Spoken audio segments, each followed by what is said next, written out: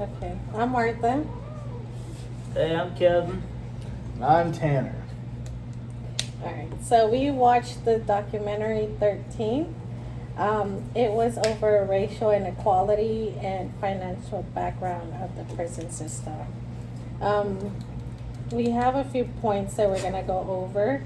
The first one will be the people still supporting politicians that they know created more harm than good. A great example is the Clintons. Do you want to go first? So when I was watching the documentary, seeing a lot of people, or seeing the portion of it when they brought up the Clinton presidency, I don't think they touched enough on how much damage that they did cause, and the interviewer, or not the interviewer, but one of the hosts that was covering, even said that after Bill had apologized, they said that the actions weren't, his apology wasn't enough, and it wasn't necessarily taking any responsibility.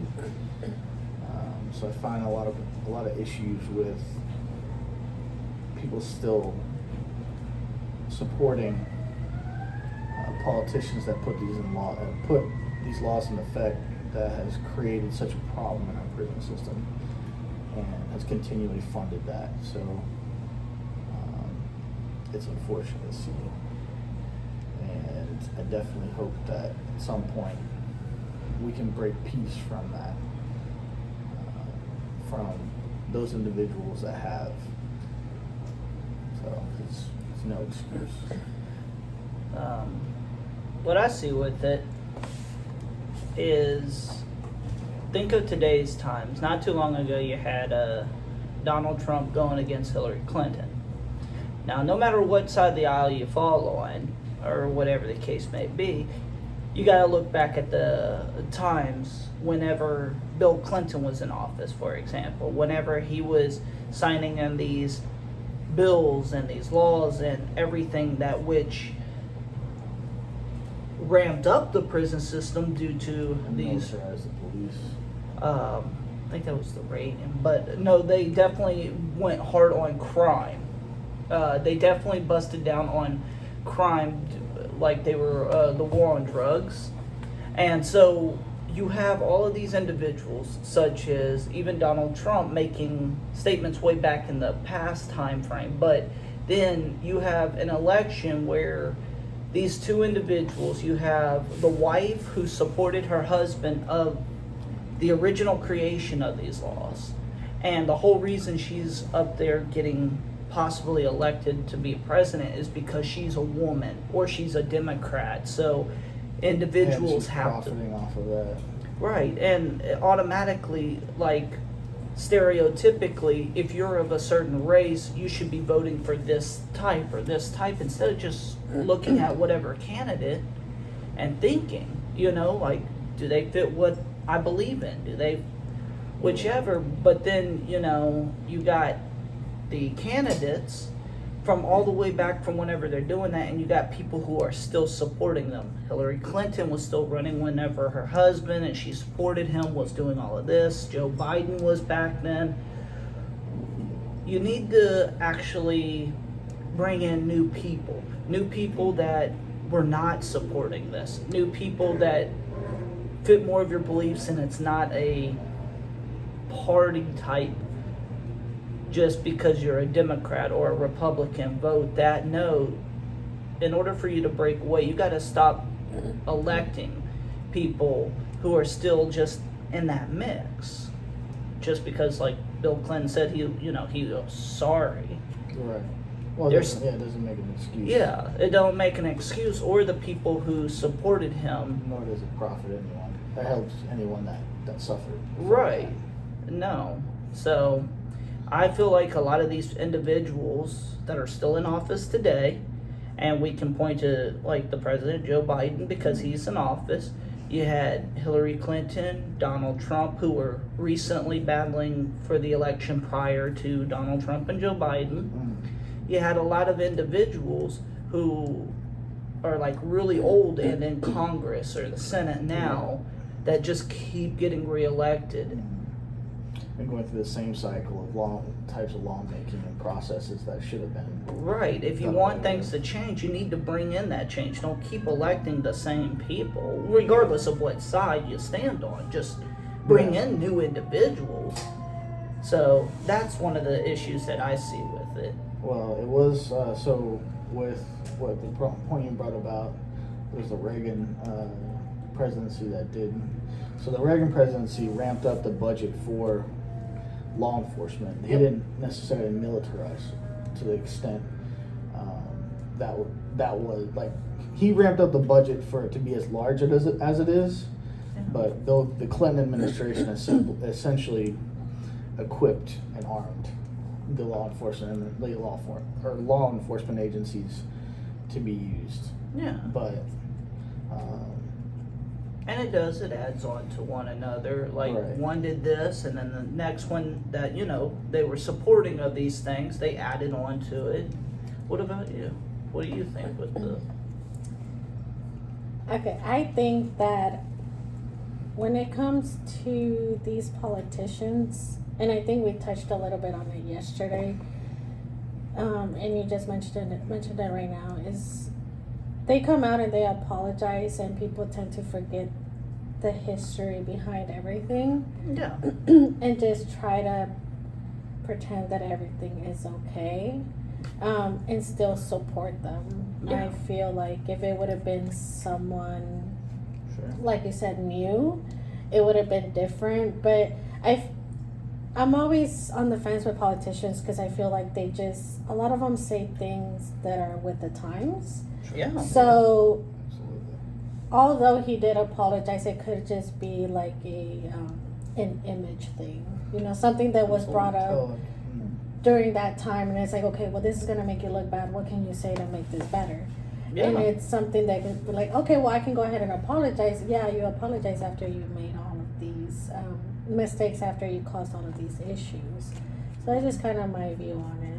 No, I totally agree, and I also believe, things are more acceptable, or things that are acceptable back then are not today. Sure. So, different mindsets, how you go about things.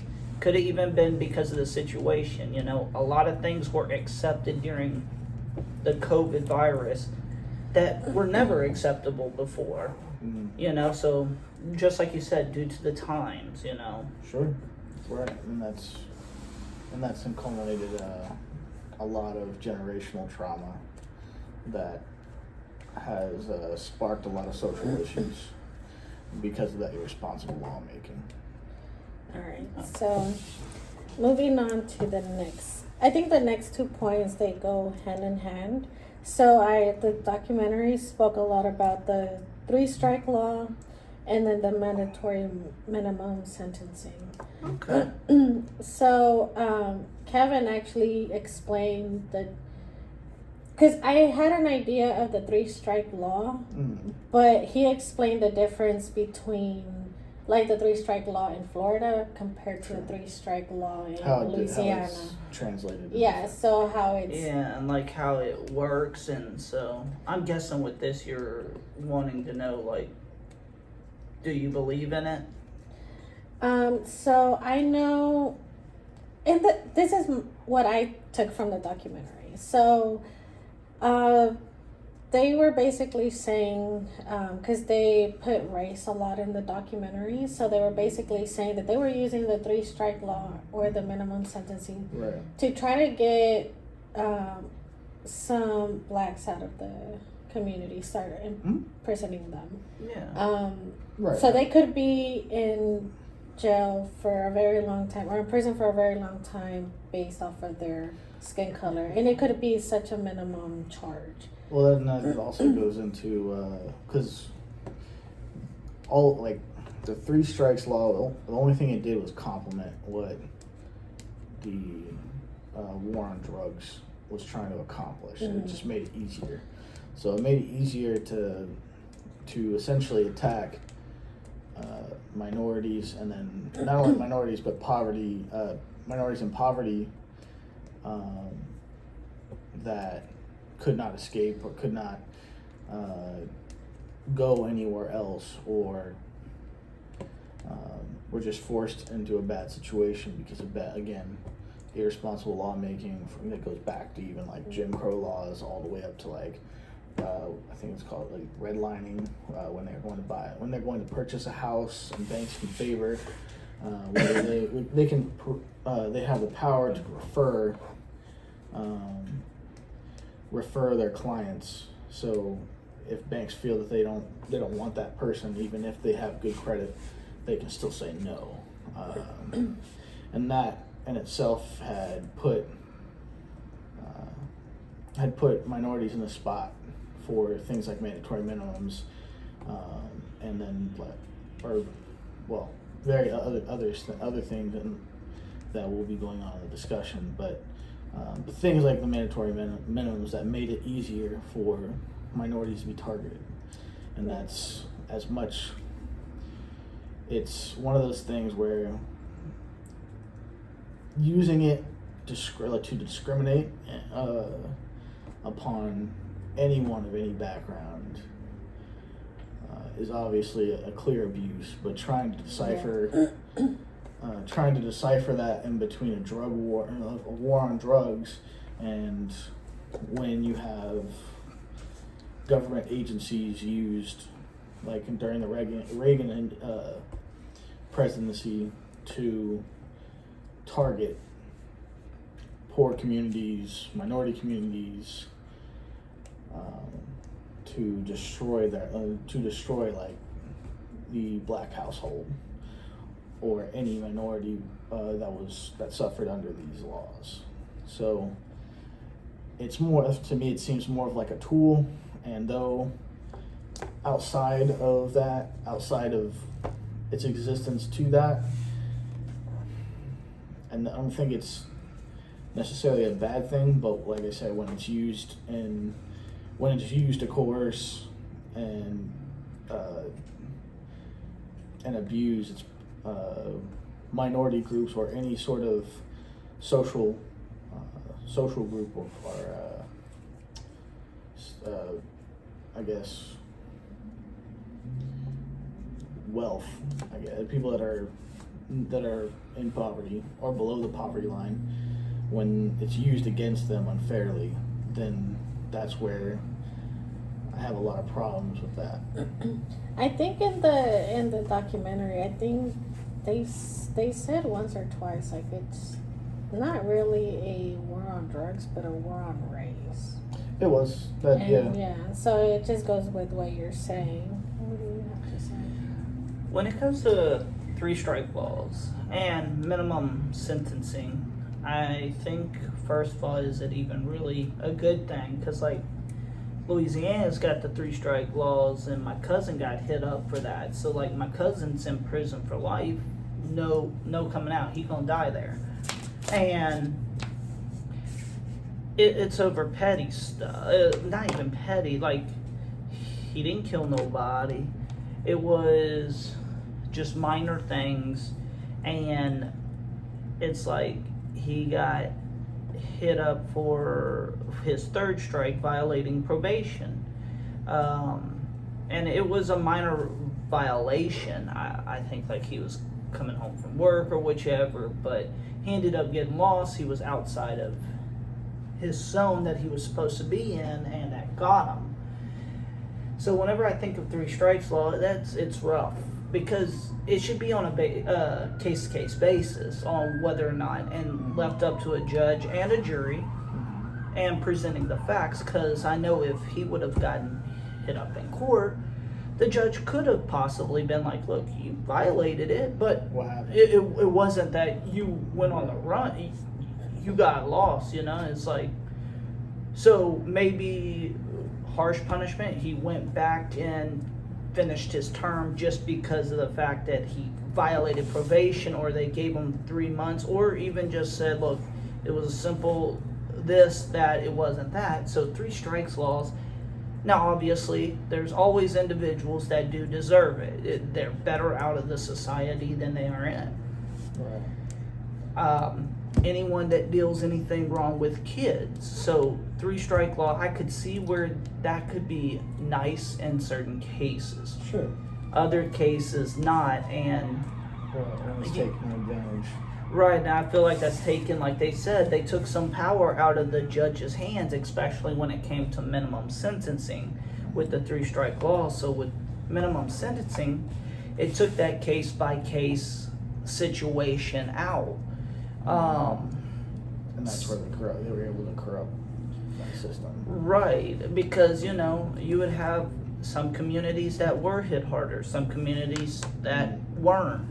You would have some individuals that might get caught up and it wasn't their fault, like they just bad place, wrong time, Right. and it's like case by case, and it's not like, look, we see that, we're still gonna hit you with this, but because it wasn't you trying to do it, no, it's, hey, 20 years. There's nothing I can do on that. Right. So it's like, I see where the intent was if you're having to look from the other lens, and no matter like what race or which side you are, you want the evil, you want the bad individuals who who legitly do not deserve to be out near your kids, near your family. They are a danger. You could see where that is good, but at the same time that really does hurt the innocently convicted,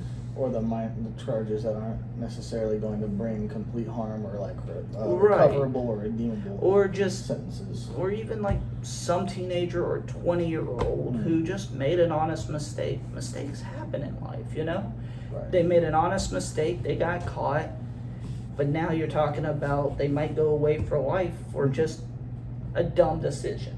Yep. So Yeah. I don't know that one. Alright, so the next one is when someone is released from prison, they're still very limited in society for the most part. Oh yeah. And I think one of the best examples is whenever, I think it was the guy that was sitting like on the stairs. He was like, one of the questions in in job applications or any applications for any benefits or something is, have you ever been convicted of a felony? Yep. And so many people are denied so many things, job opportunities, stuff like that, because they have been convicted of a felony. Sure. And when someone looks at a person, they're like, okay, you have been convicted of a felony, they already stereotype them. They already think the worst of them. They're not giving as many chances as somebody who hasn't been convicted of a felony. Yeah.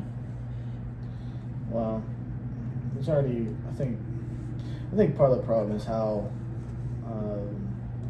that goes more. I think that goes more into how the government's incentivizing certain industries. So like, it's the same reason like 10 years ago you didn't really need a bachelor's degree, or master's degree.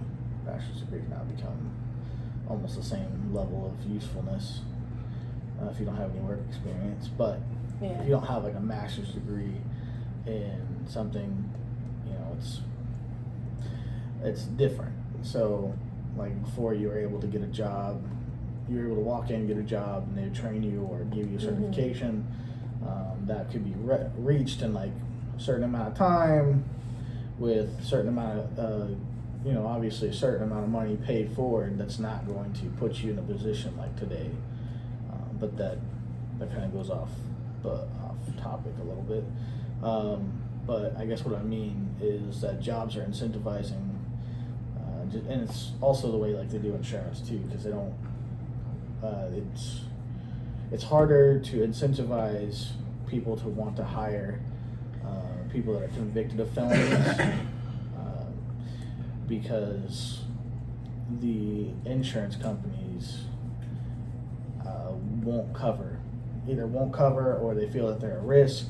And unfortunately that's not entirely true. It's not entirely true nowadays, but because of that initial influence, it's now grown to a point where businesses just don't like the idea of hiring.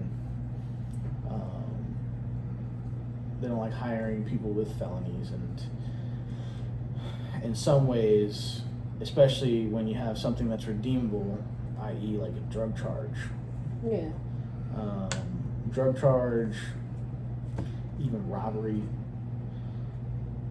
to an extent. Yeah. You know. Or something that What do you you think? did when you were so young. Right, with a time frame. There's no room for redemption.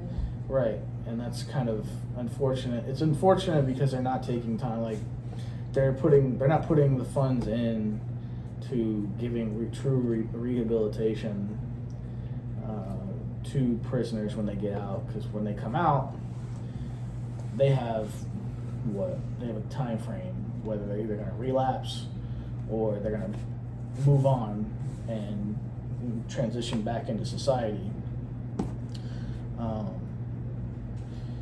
And there should be a little more. I think if we took more time and at least equipping prisoners that are coming out, or people that are coming out of detention centers or jail that have been held for a few years' time, obviously, they're not going to come out with with a skill set. So while they're there, if they're at least trained in something, or at least if we look to find programs for after when they get out, for them to be able to come back into society and have some sort of funding for those businesses to incentivize them to want to hire people that are coming out of the prison system.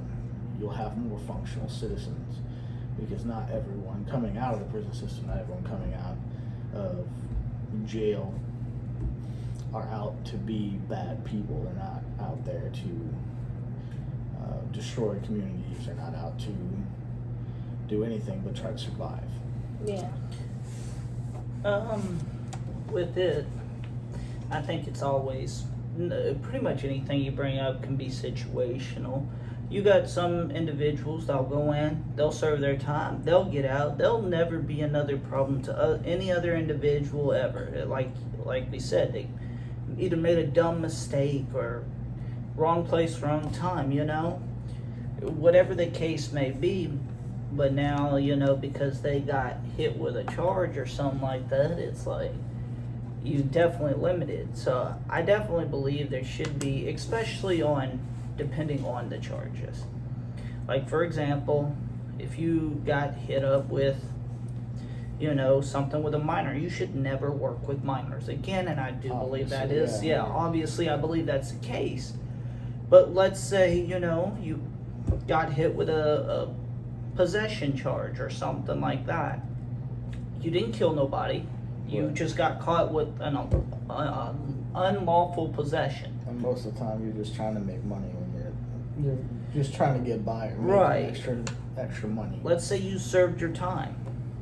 After that, I believe there should be a probation period for your right back. I'm not saying probation with ankle monitor. I'm saying probation period. Let's say you check in with someone. I mean, not even that. Like 10 years. After you get out of prison, you put in for your application. You go this long, you're not causing no problems. You're working or whichever. You're showing that you're back to a member of society.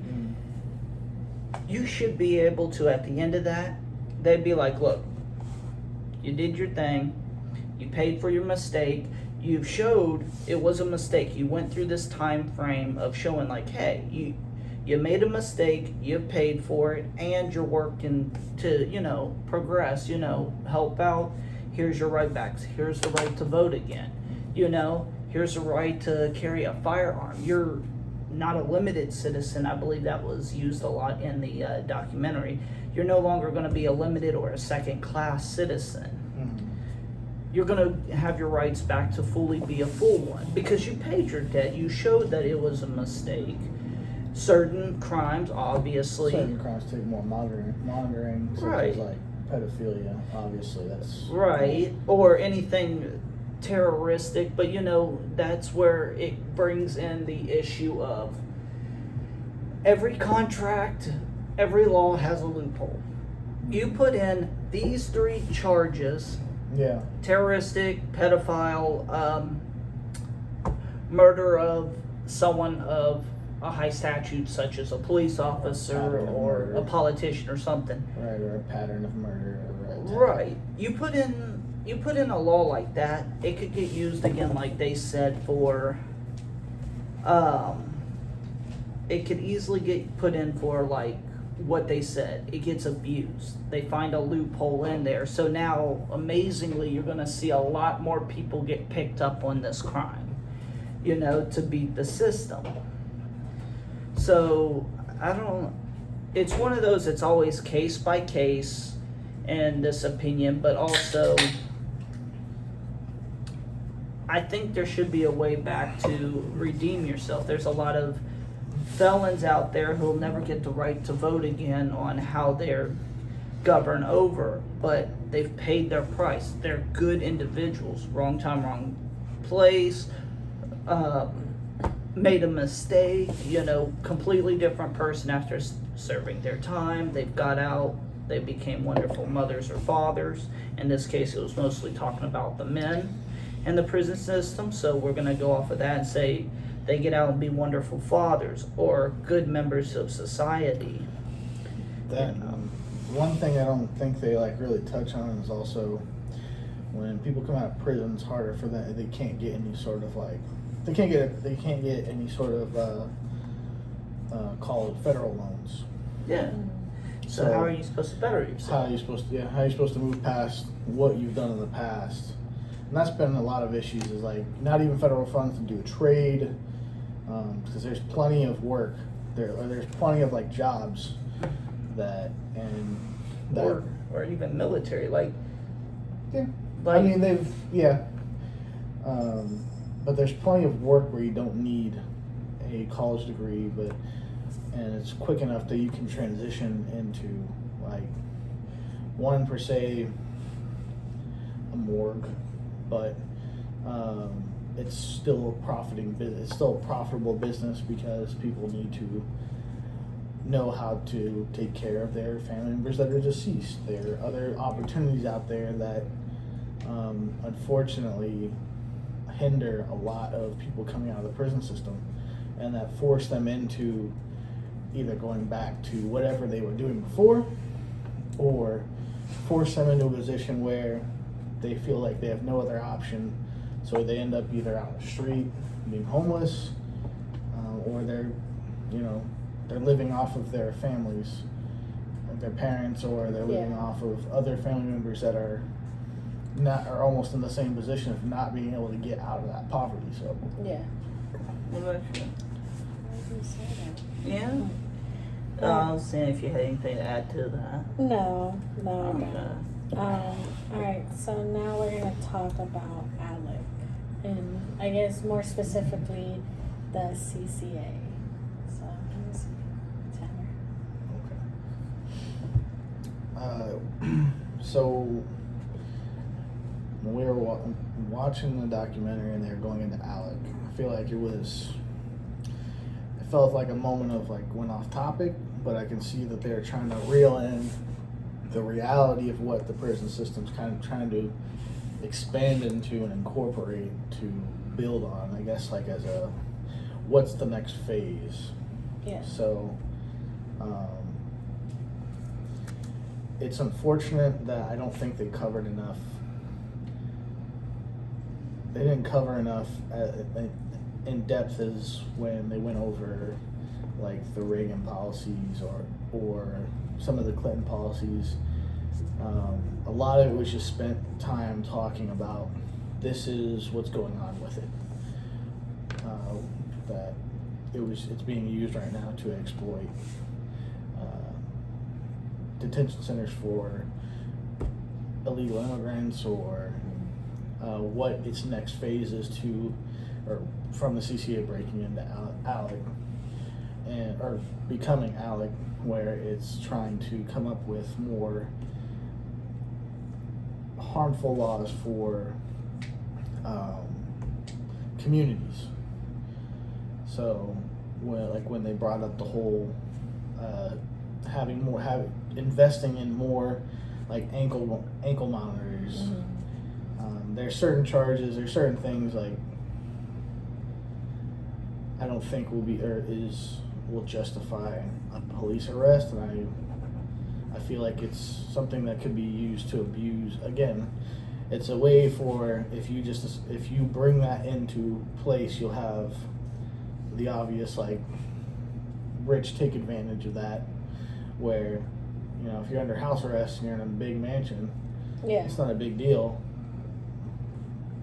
But and then you have a guy that's living in a normal community, and now if he's unstable, he could even be, or she could even be a detriment to that community, because now you don't want to be close to that. You don't want your family close to that.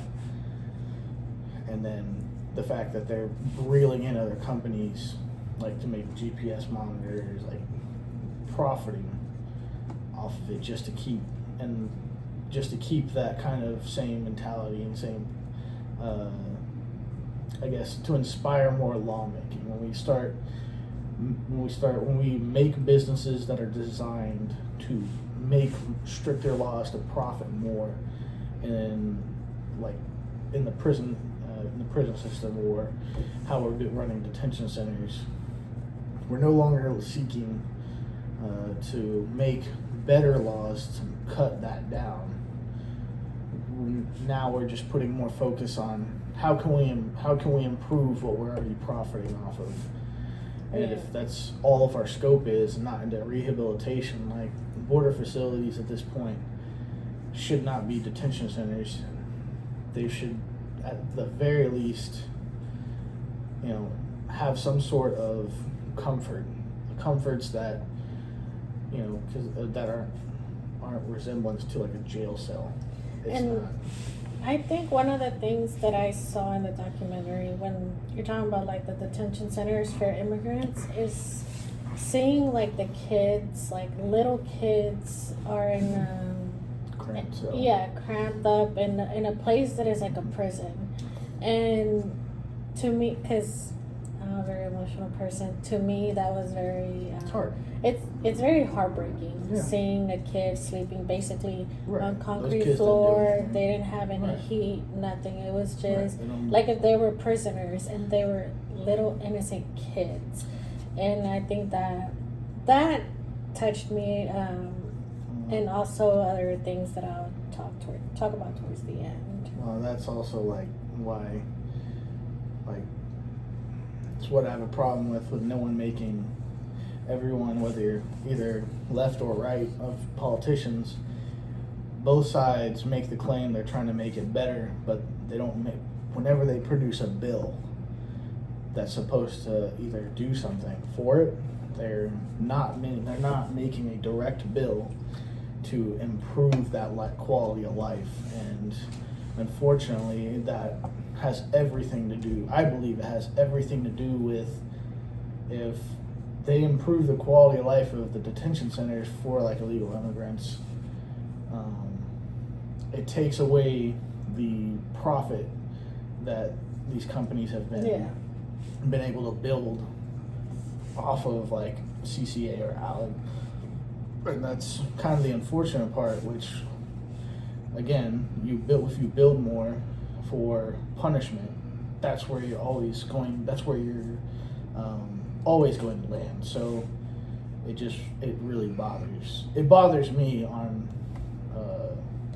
a moral level that no matter what anyone's brought up about any border policies, strict or not strict, open or not, they're not making an effort to actually improve the quality of life of those detention centers for people to actually go to and not be treated as criminals, because half the time you're not running into cartel, you're not running into rapists, you're not running into all these bad characters that are trying to get into the United States. A lot of the times these are families being abused or taken advantage of cartel, or people that are trying to traffic people into the country. for sex trade, slavery, whatever the case may be. The unfortunate part is it's hard to determine that, but making a holding facility that's more like a jail cell for people that don't deserve to be treated, especially when you look at, especially for children that are getting pushed into the detention centers. It's something that, like you said, it's heartbreaking to know, and it's infuriating to know that politicians are willing to call one another out, but the inaction is inexcusable. It's inexcusable for them to not say, okay, let's come together and let's put a bill to improve this, at least to improve this facet, if we can't agree on one of the others. So.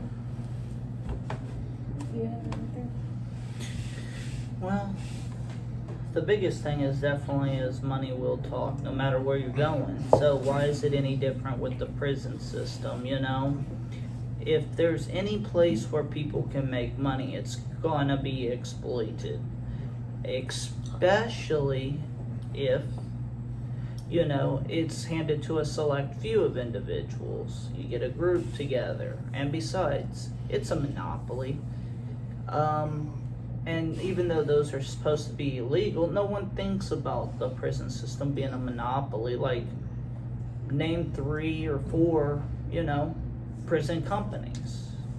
I can't think of one or nothing like that, but it's like, when there's no one else around, you got money flowing in, and due to situations, and they'll always take the worst case scenario. Yeah, we've got, people who murdered people or whatever, they're doing this or whichever, but can't determine that until we actually got a chance to show it in court. Yeah, and so it's like money will always talk, and you got all these politicians who are joining in, people with a lot of money, elites joining in, and then you got individuals and elites who knows about this stuff, but they're not putting an end to it or anything like that, because it'll either hurt their image, cancel culture, cost too much money, which I can understand that. I mean, I'm not going to say if anything is going to change, it's going to be cheap. Yeah. So, yeah, it's the biggest thing to this is, just like anything, money will talk. So, they're making money. Why would they want to lose that? Yeah. Why would they change their policies or change what they're doing? Right, they're not. And they're going to do whatever they can to protect their wallet book, and unless you bring in new individuals, they'll either stop it, won't support it, who will fight it. You're going to have the same individuals who are, like, all the way back to point 1, who keep getting reelected in, who keep supporting this. And keep taking the money pockets. Yeah. Keep taking the money out of those companies' pockets. Because, I mean, think about it. If I know you're going to be in this position of power 20, 30 years, am I not going to want to try to get buddy with you? So that way I know you're going to be there for a long time. You got this power. I may not like you, but, you can make some money. Let me do my thing. You make some money here. Why wouldn't you? Temptation's everywhere, and not everyone's going to fall for it, but a lot of people will. Yeah. So that's what I believe with it. Okay. One last thing I wanted to talk about before we kind of wrap up and give our final opinions of the documentary. I wanted to, because I know towards the end they showed a lot of police brutality. Yeah. So I kind of wanted to touch on that a little bit. I was telling Kevin yesterday about a movie that I watched called The Hate You Give. And I was telling him where the dad, from his kids being babies, started training them, if you get pulled over by a police officer, these are the things that you have to do so you won't get killed. It was very shocking to me, and he heard me say it when we were watching it. When they started showing like actual footage and like real images and stuff like that, I was like, oh my god, they're showing real images. I think it's different when you hear about it than when you see it. And I just, with police brutality, I'm kind of in the middle because, yeah, like the examples they did show. That show all the other.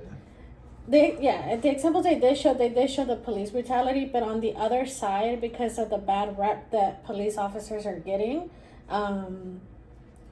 they don't really broadcast the other end where innocent policemen are also being killed for it. Sure. So I don't know what y'all's thoughts are on it. Okay, so police brutality. Let me ask you this. Okay. Do you think a certain race is more prone to police brutality? Do you think that is race-based, or do you think that just depends on the officer as well? I think most of the time that does depend on the officer as opposed to race, but I also think area is a huge one. For example, small towns and stuff like that, no matter what race you are, you usually grow up together. People usually stay. It's just if you're a stranger. But go to inner city, like where I was up in Dallas for a while, or I would go to New Orleans. You didn't grow up with a lot of these individuals. It's a big place. You probably won't see the same officer ever again in your life unless you become a rotating door at the police station. It's like they get an image of what's going on, and can race play a little bit of intuitive in it? For example, like you up in New York or Chicago, you got a lot of different gangs, maybe LA or something like that, where gangs are even by race, and you got some police officers day in, day out, they see an individual that looks like this, so they automatically associate them with a group. Horrible. I'm not saying that's right at all, but what I take into a part of, it's reality. Reality isn't always pretty. It's not a good thing. It should always be worked on. But with police brutality, there's a lot of bad apples. I wouldn't even say a lot. It's just the ones that are bad apples, they get highlighted. Mm-hmm. Then you got a ton of good ones. A ton of good ones. Way more than bad ones. But you will never hear about them. Right. You only catch like certain clips of where an officer or state trooper will go to pull someone over, and they're barely out of their own vehicle, and the person they pulled over, for whatever reason, either gets out of the car and starts shooting them, or and then also you've got the interaction. You can have interactions that are painted in bad pictures, but it was because whenever they pull someone over, it could have been completely non-racial, whatever the case may be, but due to how the individual reacts, you got to also consider this is a tough job. You don't know what you're going to expect. You don't know who that individual is that you're stopping. You don't know what they're carrying, anything. You got to always have a heightened sense. Now, I'm not saying that is any excuse to act up, cause any sort of situation, but you got to understand when a traffic stop is there, you got the first individual, he's on edge or she's on edge due to what they hear, what they know, and plus you're getting stopped. Oh no, am I getting a ticket or whatever? You got the officer that's coming up and like, okay, I don't know who I'm stopping. I don't know what they might have in the car or something like that, what their aggression is towards me. The whole interaction between them, if you just keep calm, even if you're in the complete right, keep calm, don't do anything aggressive, and police officers, to an extent, they have to take control of the situation, but they can't do it in an over-aggressive. They got to do it according to the situation at hand. So you got bad apples that will come in and immediately just take over. But then you got other individuals who get pulled over, feel like they're entitled. They're making situations worse. And at the end of the day, if both people can be respectful, don't have to agree, both people just keep calm. You can turn whatever situation into a peaceful, calm one. Yeah. As long as that is the case, and you'll always have bad apples, get those out. I think based on the stories that have been presented and the stories that have been highlighted, not to take away from how wrong they were, but I think because of everything, you don't hear stories about the good cops out there. You just hear stories about like the bad ones and the ones that killed innocent people. I think people of color, when they get pulled over, and it could be by a white police officer, for example, Sure. they automatically get on the defense. And it's like, you feel like you did nothing wrong. I got pulled over based off my skin color. I've been pulled over so many times. Right. But I try to stay off news and stuff. So I really just don't focus on why I got pulled. Well, I focus on why I got pulled over, but I don't get defensive. I'm like, all right, like I'm gonna hear them out. Why did they pull me over? Right. But I think there's a lot of people, based on what's going on in the world and based on what is being said and everything that is on the news and everything, and it's like, oh, because he's a white police officer and I'm a person of color, he automatically stopped me because I'm a person of color and I'm already gonna be on the defense when they come and talk to me. And it just builds that hostility. I'm not saying everybody is like that, but I know in certain situations, because of where I'm at or the situation that I'm in, I do automatically get into that defensive state. Even if there's no danger around me, it's just my mind. That's the tricks that my mind plays on me. And it can, and you can feel anything you want to feel towards a situation, but you should always handle every situation calm and hear it out. Well, the problem, I guess, when people are talking about police brutality, and especially like targeting either the black community or the minorities, is part of what has happened from the 60s all the way up has now culminated where I don't think the one thing, like I said, they didn't cover some of the symptoms that has created the generational trauma that the prison system being one of them, but obviously there's other things that has given the prison system more power to enact on the black community or the minorities. But when you talk about generational trauma, I don't think people realize or take it serious enough, because when you're growing up in a certain way of life, or you're growing up in an area where you have to watch, you have to always be watching, or the police around there know that it's a bad area, know what they're expecting. It builds a tendency, and it builds, like, for even the community that's kind of stuck in the cycle of abuse where they can never break out or never be anything more. So what ends up happening is, either police don't go there enough, or they're going there too often. And what ends up happening is a mistrust. And obviously, like racial profiling, or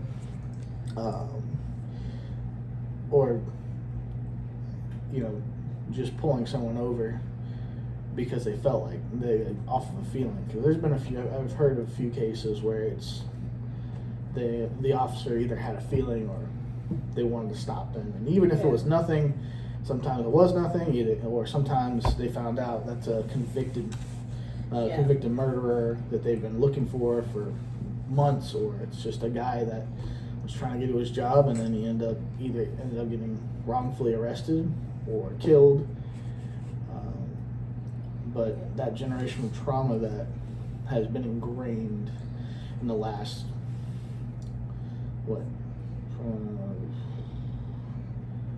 almost 50 years now, 60 years now, has created has created enough damage to where I understand and I feel I understand to an extent of why we have such we don't have, like, why there's a discourse of police brutality on minorities, or a mistrust in our law enforcement. And I can think of like one specific city, kind of by where I'm from, that everybody knows. When you go through this city, you gotta lock your doors. Right. Be on the lookout. You know, try to not be by yourself at night or anything like that. And the thing is that, like, if you know this city, you know its majority are Hispanics. You know, and it's just like, obviously, whenever it's a bad city and it's majority Hispanics, like, you just, when a cop pulls you over, majority of the time it's going to be a Hispanic. You know, it's not because that's what he's looking for, but the bad reputation of that city, that's what it brings. Right. But when, like, especially, so, like, in the black community, like after the 60s, when they started talking about the rise of incarceration. The mass incarceration. Right. You know, they don't talk about, like, the black community before it did well for themselves. They bounced back. 1920s, they had, like, the amount of literature, art, and culture that was developed during that time, and wealth that was developed grew, even with segregation in place, Jim Crow laws, redlining was affecting it, but it wasn't stopping black communities from thriving. And it wasn't until the 60s and on where they started targeting the black community and forcing them, using redlining or to force them into basically what are now, like, all the hoods or all the neighborhoods that, you know, that you see a lot of bad reputations that come out of, because like gentrification had a huge role in it, trying to push minority groups out, using redlining to take advantage. And now it's just gotten to a point where when there's not enough people that are understanding where, like, I guess there's not enough people understanding where, like, the black community stands is, you know, unfortunately they're in a situation where they're trying to deal with their own issues at home in their communities. Yeah. But if everyone in that community is unwell, and not in, like, terms of health, but wealth and opportunity, it's really hard to come out of that. It's really hard to inspire a generation, the next generation, to break out of that, especially, you know, when you're the incarceration of majority are black men. You're really disrupting the health of that community, because when you take out, obviously mother and father are essential, but when you're taking one out, you're taking out a whole bit. Yeah. For their children to thrive, and that ends up creating this a horrible cycle. It's a horrible cycle of they don't know if they can get out, or they now are at a point where they're just trying to survive, you know, or they feel they need to turn to do illegal activities, or even you know, crime, to actually to do either thrive or in some ways thrive. But it's just one of those it's one of the things that we've had a hard we've had a lot being said, but we've had no one reaching across like people, like Americans as a whole, we have not fully reached across to try to heal that, and it's taking time. But with a lot of people in power that obviously that have put restrictions from Reagan, Bush, Clintons, the Obamas didn't do a lot to help. There's not much funding or money or programs, I should say, not funding, but programs being put out for poor communities and minority communities to step up, and not from, I guess, like obviously they have college scholarships that they can go for, but when you're trying to raise a child to have a healthy mindset from an early age, not when they're about to become an adult, there's not enough support there to make that child want to succeed. Yeah. Because if you live in a place where they have to look over their back, where their best friend, their older brother, their older cousin are all involved in the same kind of stuff or same kind of dangers that's caused a lot of problems for the community, it's hard to break from that. It's hard to walk away from what's always been a reality. Yeah. So, there's not enough people wanting to fund those programs to make those communities better, because at the end of the day, if we're going to stop anything, if we're going to stop talking, if we're going to stop racial injustice or police brutality on the level of what we're dealing with, everything goes back to how are these communities being funded, how are these communities being supported, because obviously there's other places that their communities care for one another. Their communities take care of their schools, they take care of their schools, they're there for their kids. They have a family at home. Yeah. And they're not, and they see success. And that's really how we're going to change. That's kind of the big thing of how we're going to change that. I guess how we're going to change or stop any sort of police brutality or bad neighborhoods from existing.